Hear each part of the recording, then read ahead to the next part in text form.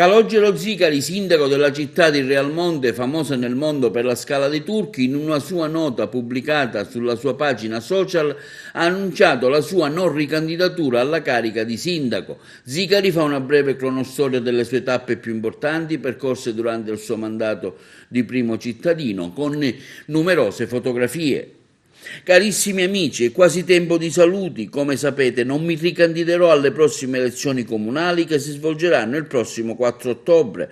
Perciò, di domenica pomeriggio, tra una cosa e l'altra, ho collezionato un po' di foto delle attività svolte in questi 5 anni. Oggi vi propongo alcuni scatti degli anni 2015 e del 2016, anni in cui abbiamo realizzato e inaugurato il primo tratto del Belvedere sulla Scala dei Turchi.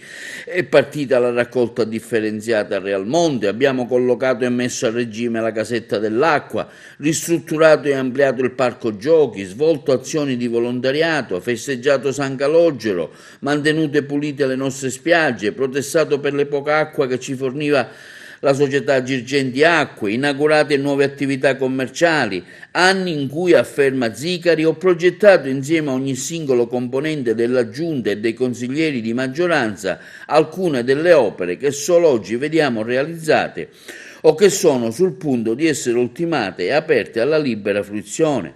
Ho quindi il piacere di mostrarvi alcune foto di quegli anni. Intanto, afferma Zicari, abbiamo finalmente riaperto la piazza Umberto I, rimodernata in una nuova veste, a breve verrà anche inaugurata la torre dell'orologio e ristrutturata completamente sia all'interno che all'esterno. Ma le notizie non finiscono mai, vi comunico che è stata approvata di recente in data 15/5/20 con decreto dirigenziale del Dipartimento dei Beni Culturali la graduatoria definitiva per il finanziamento dei lavori di riqualificazione della piazzetta di Poggio Africano, per cui prossimamente si dovranno realizzare anche questi lavori.